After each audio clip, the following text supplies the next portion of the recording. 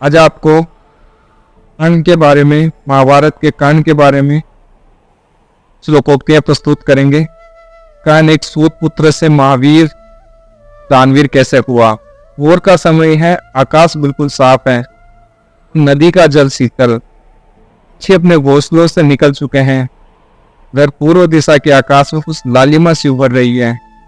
ऐसा लग रहा है कि जैसे अपने 7 घोड़ों के रथ पर सवार सूर्य देव तेजी से इस ओर बढ़ते आ रहे हैं।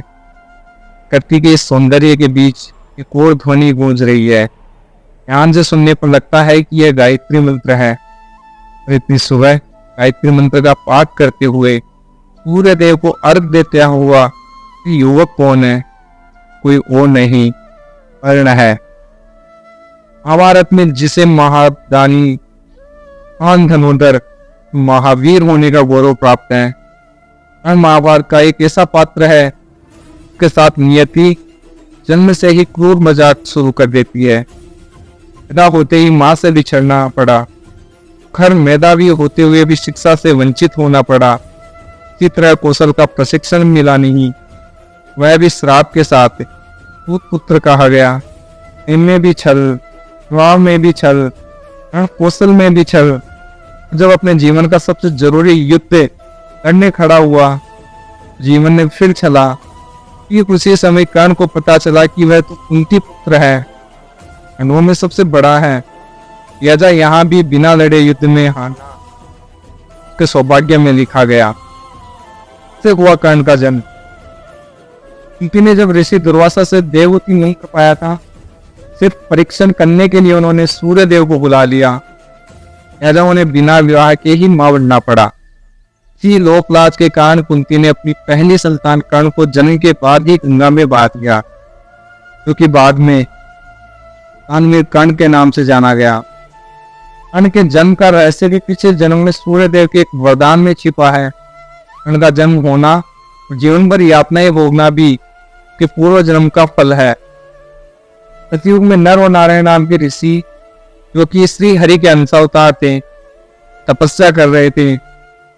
दुर्दुम नाम के एक राक्षस को वरदान था कि उसका वध वही कर सकता है। उसने 1000 साल तक तप किया हो। राक्षस को सूर्य देव ने 100 कवचों और दिव्य कुंडल का भी वरदान दे रखा था। तो भी उसका एक कवच भी तोड़ता, उसकी मृत्यु हो जाती। दुर्दुम के अत्याचार से परेशान देवता विष्णु जी के पास गए। उन्होंने सभी को नर नारायण के पास भेजा। नर नारायण ने देवताओं की बात सुनी और उनकी सहायता का वचन दिया। राक्षस से युद्ध शुरू हुआ। पहले नर ने युद्ध किया, नारायण तपस्या करते रहे। एक दिन तक युद्ध के बाद नर ने राक्षस का कवच तोड़ दिया। नर ही मृत्यु हो गई और नारायण उठे और तपस्या के फल से नर को जीवित कर दिया। नर ने तपस्या शुरू की और नारायण युद्ध करने लगे। नारायण ने दूसरा कवच तोड़ा तो उनकी भी मृत्यु हो गई, लेकिन उन्हें नर ने तप के फल से जीवित कर दिया। तरह लगातार युद्ध चलता रहा। नर नारायण एक एक करके युद्ध करते रहे, कवच तोड़ते रहे, एक दूसरे को जीवित करते रहे। वे एक एक करके राक्षस के 99 कवच टूट गए तो राक्षस भागा, सूर्य देव के पीछे जा छिपा। सूर्य देव ने नर नारायण से राक्षस के रक्षा की प्रार्थना की। नारायण ने कहा, ठीक है, यह राक्षस आपके तेज से द्वापर में जन्म लेगा, ही कवच कुंडल भी इसके पास रहेंगे, लेकिन मृत्यु के समय काम नहीं आएंगे।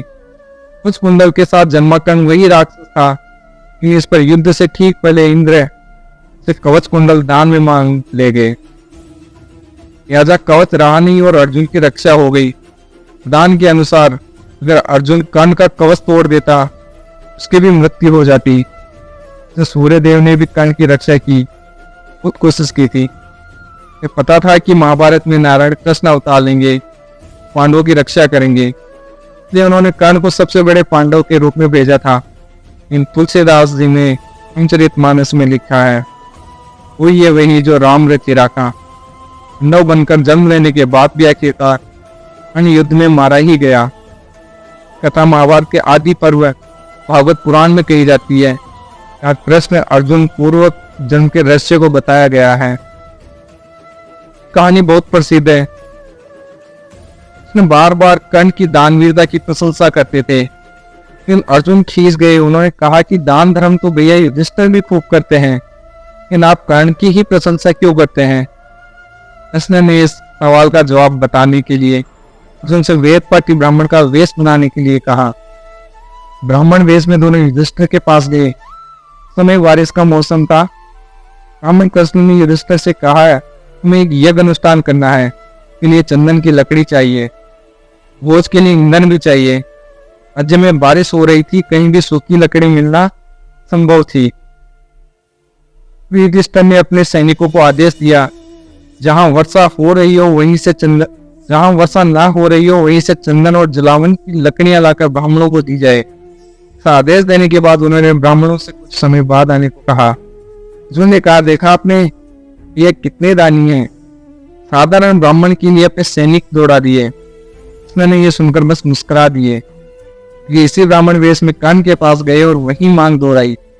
उन्हें देखा कि बारिश हो रही है, ऐसे में सूखी लकड़ियां मिलना मुश्किल था। उसने अगले ही पल अपना धनुष उठा लिया और देखते ही देखते अपनी खिड़की, दरवाजे, पलंग आदि सब तोड़ डाले, लकड़ियों का एक बड़ा ढेर लगा दिया। उन्होंने कहा कि अभी सूखी लकड़ियां मिलना मुश्किल है, महल की खिड़की, दरवाजे सभी चंदन की लकड़ियों से बने हैं। फिर सारी लकड़ियां ले जाइए और जैसी इच्छा है वैसा प्रयोग कीजिए। अर्जुन की बात सुनकर कृष्ण ने अर्जुन को देखा। अर्जुन ने बिना कुछ बोले सिर झुका लिया। दूसरी ही कथा और आती है। महाभारत युद्ध में धराशायी पड़ा था। कर्ण महाभारत युद्ध में धराशायी पड़ा था। उसके दान की अंतिम परीक्षा लेने के लिए कृष्ण गए। उन्हें ब्राह्मण वेश बनाकर अपनी गरीबी दूर करने के लिए कर्ण से कुछ स्वर्ण मांगा। कर्ण ने मरते मरते भी अपना एक दांत उखाड़ दिया, क्योंकि सोने का था।